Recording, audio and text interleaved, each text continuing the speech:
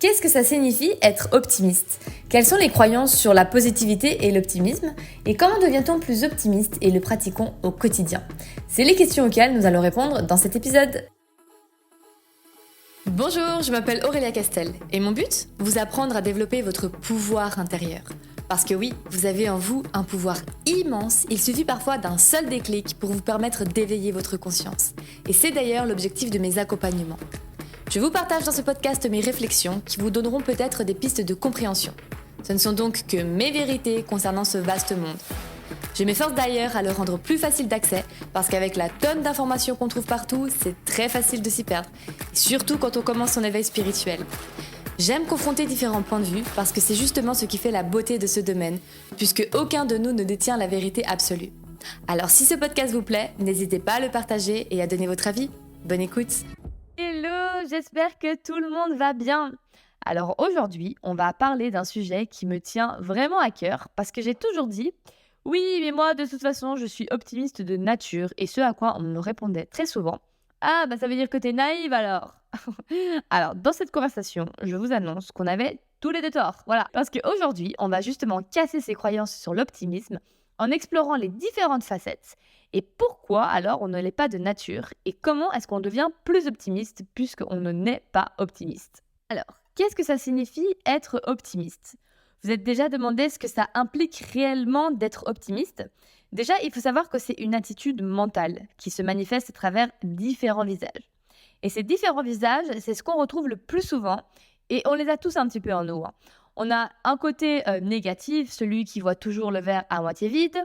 Ensuite, le pessimiste, celui qui s'attend toujours au pire. Tu as le positif qui essaye de voir le bon côté des choses, mais qui peut être un peu influencé par les circonstances. Et enfin, l'optimiste authentique, celui qui trouve la force de voir les opportunités et les leçons dans chaque situation. Je vais d'ailleurs vous raconter une petite mise en situation pour que vous compreniez un petit peu ces différents visages, ok?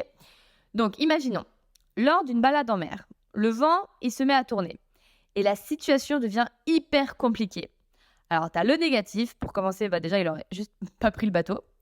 Le pessimiste, lui, qui serait en train de se dire « Bon, les gars, adieu, on va tous mourir, c'est sûr, il n'y a aucune solution, c'est la fatalité, c'est logique, regardez ce vent, c'est sûr, on va y rester, on va tous mourir. » Après, tu as le positif, qui espérera encore et encore que le vent va tourner, il se dira « Non, mais c'est bon, les gars, je vous jure, ça va aller, ça va aller. » Et puis, tu as l'optimiste, lui, qui va changer la voile de direction, qui va essayer de trouver plein de solutions, mais concrètes, à mettre en place. Et c'est lui qui finira d'ailleurs par la trouver, cette solution, et sauver l'équipage.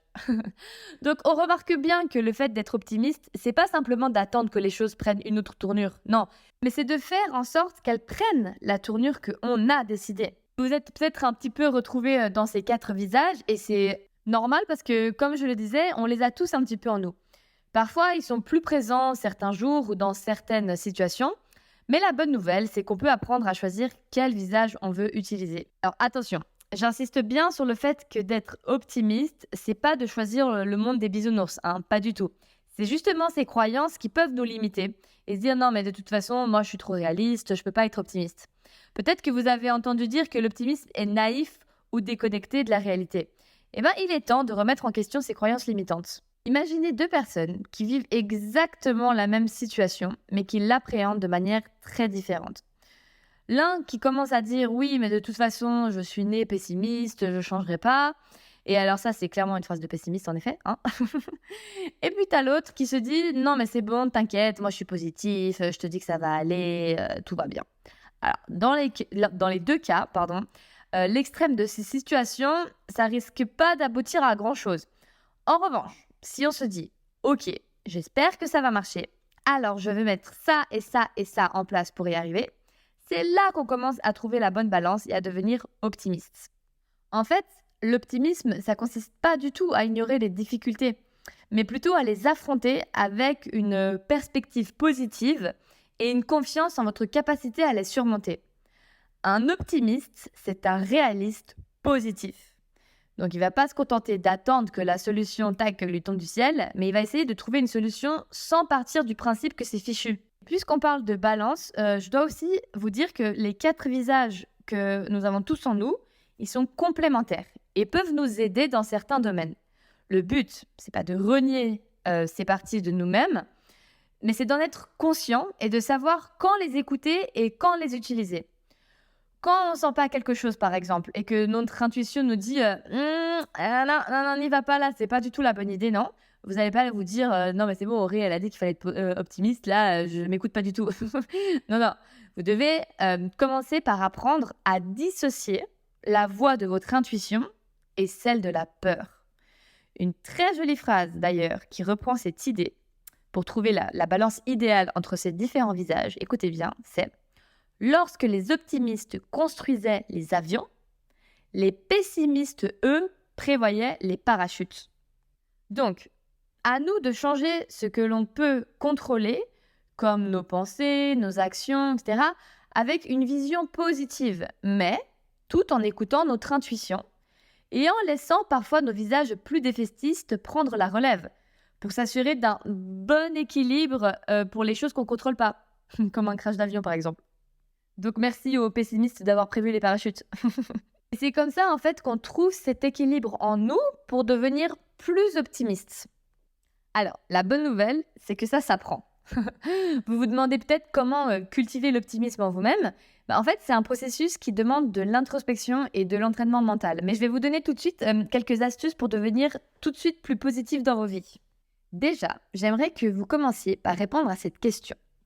Est-ce que je fais le choix de cultiver mon visage optimiste ? Parce que c'est un travail qui demande un peu de temps, mais commencez par se dire qu'on peut changer, que je peux devenir optimiste, c'est déjà le début d'un tout nouvel état d'esprit. Du moment que vous en êtes conscient, ça y est, c'est que vous êtes sur la bonne voie. Bon, ensuite, vous avez répondu oui, j'espère. Alors, j'aimerais que ce soir, avant de vous endormir, plutôt que de scroller sur TikTok ou autre, j'aimerais que vous listiez toutes ces petites choses au quotidien qui vous font du bien et que vous voyez même plus. Par exemple, j'en sais rien, moi, cette collègue qui vous a apporté un café, ce commerçant que vous voyez tous les jours et qui vous dit tout le temps bonjour, ou même une série que vous êtes en train de regarder, que vous aimez trop mais qui vous fait trop du bien. Toutes ces petites choses qui vous font respirer un coup et vous dire que waouh, la vie, elle est aussi belle quand je sais où regarder.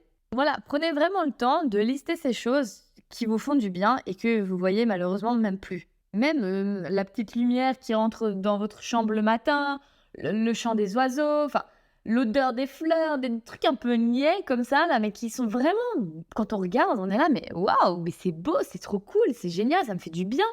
Et en fait, on les voit même plus. Même, par exemple, moi j'habite à Genève et je passe souvent devant le lac.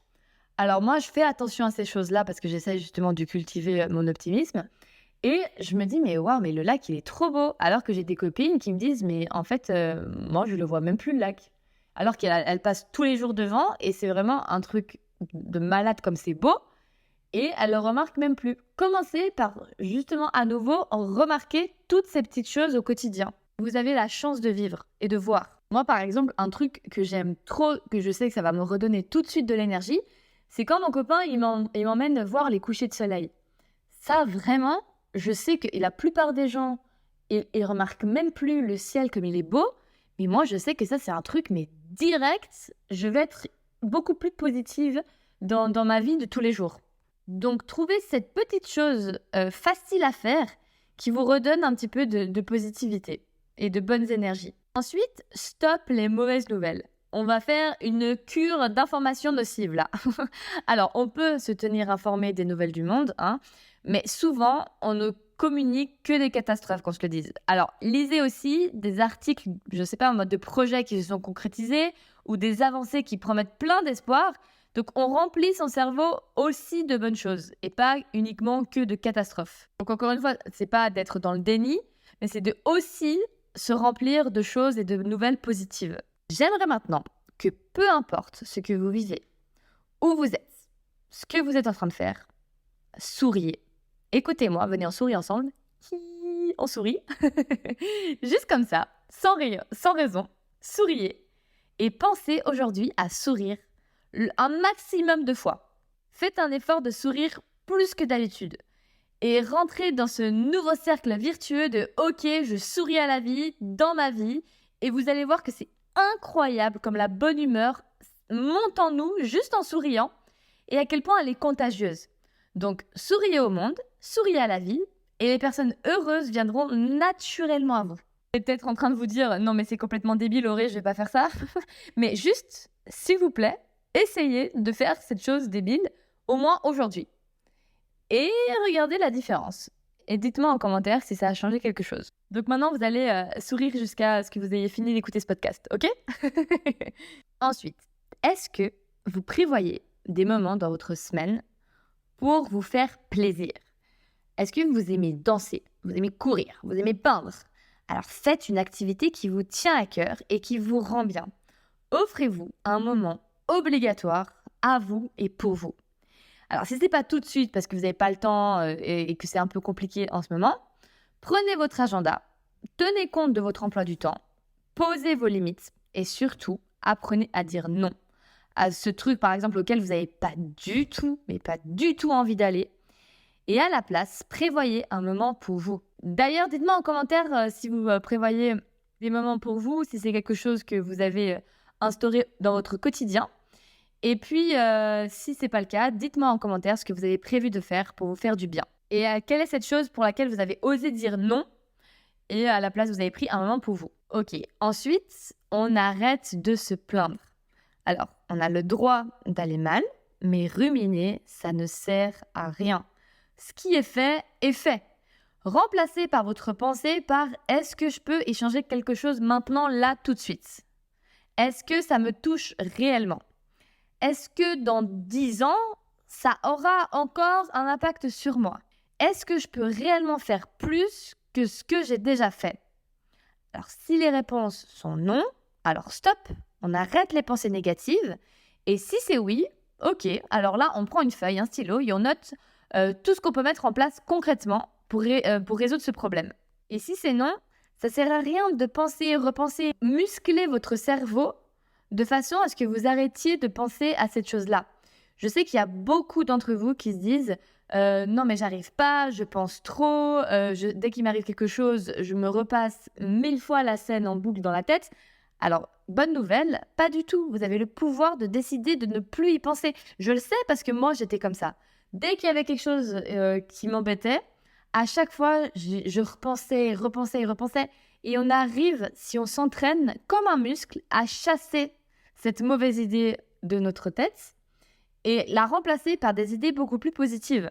Et le fait de se dire « je peux rien y faire là, maintenant, tout de suite », ça permet à nos pensées de se calmer. Mais c'est nous qui avons le pouvoir de les calmer, nos pensées.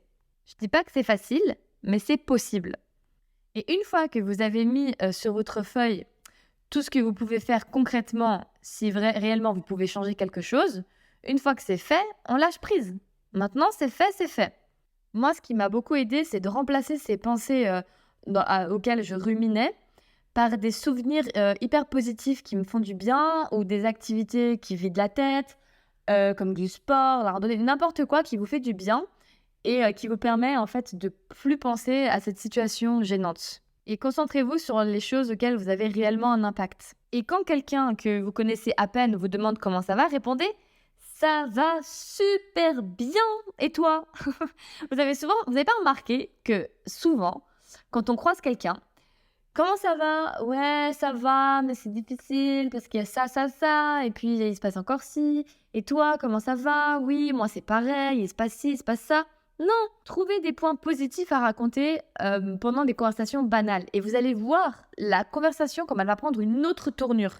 Votre défi, ça va être de dire à cette personne que des trucs positifs. Et vous allez voir la tournure de la discussion complètement différente. Et au final, vous allez ressortir de cette discussion hyper positive avec une bonne énergie plutôt que d'avoir passé 10 minutes, 20 minutes à ressasser des choses auxquelles de toute façon vous n'avez absolument aucun impact. Alors, vous avez le droit de ne pas aller bien, mais le monde, il n'est pas obligé de le savoir. Et même au final, c'est vous que vous allez convaincre que tout va bien et vous allez voir que les solutions à vos problèmes, elles viendront beaucoup plus naturellement avec un état d'esprit positif. Et finalement, mon meilleur tips, je dirais que c'est donner. Donner. Les bonnes actions nous aident toujours à nous sentir mieux. Alors, attention, pas pour chercher l'appréciation des autres, mais pour juste se sentir bien envers nous-mêmes. On a aidé parce qu'on pouvait et ça nous a fait du bien. On a eu un sourire en retour et ça nous a donné de l'énergie positive. Alors, mais je vous parle de petites choses du quotidien, pas de dire oui à tout.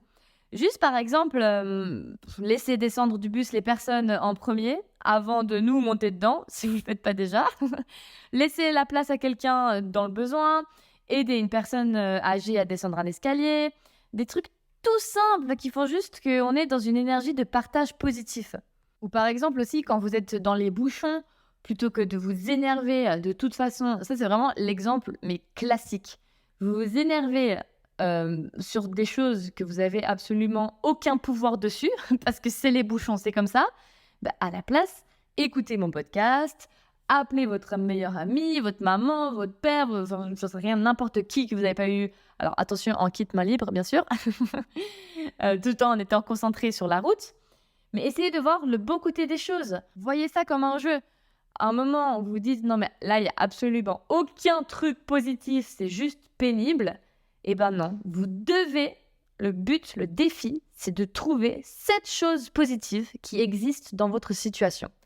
Je vous promets qu'il y en a une. Alors attention, je ne vous dis pas d'être dans le déni ou que vous allez devenir des optimistes tac en un jour. Je ne veux d'ailleurs pas passer pour une pessimiste, mais bon, si je l'étais, je vous aurais dit que c'était fichu et que vous ne serez jamais des optimistes. Or là, je vous dis que vous allez le devenir, mais avec de l'effort. Et c'est ça, être optimiste. Vous commencez à comprendre la différence là ? Pensez au sport d'ailleurs. La comparaison avec le sport, on peut vraiment l'appliquer pour n'importe quel changement d'état d'esprit. Mais vous n'allez pas devenir un athlète de haut niveau en 2 secondes, ça vous paraît logique. Il faut de la pratique, de l'entraînement, de la répétition, de la détermination. Donc, intégrez petit à petit ces astuces à vos vies avec la conviction que vous voulez appréhender votre vie différemment à partir d'aujourd'hui. Déjà, vous commencez par être conscient que vos pensées négatives ont un impact néfaste sur vous-même et ensuite, vous allez pouvoir changer parce que vous n'aimez plus votre façon de voir les choses. Alors, c'est vrai que vous allez être confronté à plein de fausses croyances sur votre chemin, sur votre cheminement vers l'optimisme. Donc, on va ensemble les détruire une bonne fois pour toutes et faire en sorte que vous restiez motivé dans votre envie de devenir plus optimiste. Donc, une des premières fausses croyances, c'est quand on vous dit « Oui, mais être optimiste, c'est être naïf ». Alors, pas du tout, comme on l'a vu, c'est juste croire en quelque chose que parfois personne ne croit. Qu'est-ce qui se passe quand vous pensez différemment ? Eh bien, les autres, ils trouvent des excuses. Les optimistes, ils ont tendance à énerver parce qu'ils osent confronter une façon de penser à laquelle la plupart des gens ne sont absolument pas habitués et ils n'osent pas imaginer trouver des solutions. Et ça les panique. Alors quand on panique, on se protège. Et du coup, ils se permettent de faire ce genre de remarques. Ensuite, si on vous dit que être optimiste, c'est de jamais avoir peur. Alors non plus. Un optimiste, il prend en compte tous les paramètres et il décide de se faire confiance, de se laisser une chance d'y arriver en essayant de mettre en place des actions qui travaillent dans ce sens. C'est pas un rêveur parce qu'il a la capacité de discernement, mais il croit juste qu'il peut y arriver. Ce qui enchaîne sur cette croyance que les optimistes n'envisagent pas les risques, parce qu'au contraire, un optimiste, il évaluera autant les risques que les avantages d'une décision. Mais au lieu de les nier comme le rêveur ou de les craindre comme le pessimiste, il les prendra en considération pour être préparé. Et si on vous dit alors dans ce cas, être optimiste, c'est juste réciter des affirmations positives, etc. Alors, les affirmations positives, elles ont un impact seulement et seulement si votre énergie vibre à la même fréquence. Par exemple, si vous dites l'affirmation positive « je vais bien, je vais bien, je vais bien, je vais bien », mais que votre énergie, elle est branchée sur la fréquence « mais qu'est-ce que tu racontes ? Absolument pas, je vais pas bien du tout, tout va mal ». Donc, si vous n'êtes pas persuadé profondément que tout va bien, c'est comme si vous vous disiez cochon à votre subconscient. Ça aura absolument aucun impact.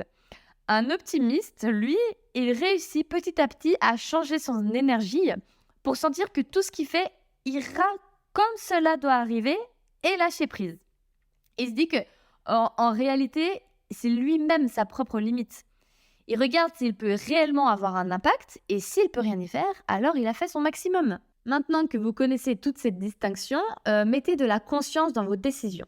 C'est-à-dire que lorsque vous sentez que votre visage prend un petit peu trop la tournure d'un pessimiste, à vous de l'ajuster pour reprendre une bonne balance. Au même titre que si vous êtes trop positif et dans le monde des bisounours, rappelez-vous de revenir un peu à la réalité. Et ça, c'est souvent le gros problème. C'est en fait de pas voir que l'on n'a pas le bon visage. Et en plus d'être persuadé que c'est quelque chose qui ne peut pas changer. Parce qu'on est comme ça et c'est tout. Par exemple, moi, j'ai dans mon entourage des gens qui sont persuadés que quelque chose ne va pas marcher. Et c'est exactement ce qui se passe. Ça ne marche pas parce qu'ils attirent ça, forcément. Ça renforce cette croyance qu'ils ont toujours raison dans tous les cas. Dès qu'ils pensent que ça ne marche pas, ça ne marche pas. Donc forcément, déconstruire cette idée que non, c'est un masque, c'est faux, on peut changer, c'est compliqué parce qu'on est persuadé que c'est ce qu'on est. Au même titre que moi, parfois, je me dis, allez, je suis sûre que ça passe, que ça va marcher, je suis persuadée d'un truc parce que je suis beaucoup trop positif. Et des fois, je dois revenir un peu à la réalité et me dire, non, mais attends, ça, tu contrôles pas, lâche l'affaire, tu peux pas y arriver en fait. Et c'est ça mon problème, c'est que des fois, je suis tellement pugnace que parfois, c'est presque, pour vous donner un exemple à l'extrême, mais si, admettons, un jour, j'ai l'idée que je peux traverser les murs, je vais perdre tellement de temps et d'énergie à essayer de trouver une solution pour que je traverse les murs, alors que je pourrais juste changer mon point de vue et construire une porte, ok? C'est pas très compliqué. Mais en fait, je vais pas me rendre compte que c'est physiquement impossible. Au lieu de mettre toute mon énergie sur ce point de vue-là que je suis persuadée qui est correct, il faudrait que j'essaye plutôt de trouver une autre solution pour traverser les murs. Je peux juste changer ma perception et me dire « Ok, Auré, là, t'as tort, trouve une autre solution plus rapide. » Donc, évidemment, ça, c'est un exemple poussé à l'extrême, mais ça, c'est clairement être trop positif et être dans le monde des illusions. Et être têtu aussi. Alors ça, c'est à moi de replacer ma balance et de redevenir optimiste en me disant « Il y a peut-être une solution, mais je ne regarde pas au bon endroit. Qu'est-ce que je peux faire ?» Et de redevenir un petit peu plus réaliste. Donc les deux extrêmes sont de toute façon pas bons. Le juste milieu, c'est de ne pas oublier que l'optimisme, ça ne signifie pas nier les difficultés, mais plutôt trouver la force et la résilience pour les affronter avec une perspective positive. Donc, en développant votre capacité à voir les opportunités et les leçons dans chaque situation, vous ouvrez la porte à un potentiel d'épanouissement et de croissance personnelle. Alors, n'oubliez pas que l'optimisme, c'est une compétence qui peut être développée avec de la pratique et de l'entraînement mental, et qu'en faisant preuve de gratitude, en modifiant vos schémas de pensée négatifs, vous pouvez progressivement intégrer l'optimisme dans votre vie. Je vous encourage vivement à continuer votre cheminement vers un état d'esprit optimiste. Utilisez les outils et les exercices petit à petit pour renforcer votre confiance en vous et votre capacité à faire face aux défis de la vie. Parce que vous méritez une vie empreinte d'optimisme, de joie et de résilience. Je vous remercie de fond du cœur de m'avoir accompagné dans cet épisode. N'oubliez pas de partager vos réflexions, vos expériences et vos progrès avec moi et avec notre communauté. Ensemble, cultivons l'optimisme et créons une vie meilleure. À très vite, bye!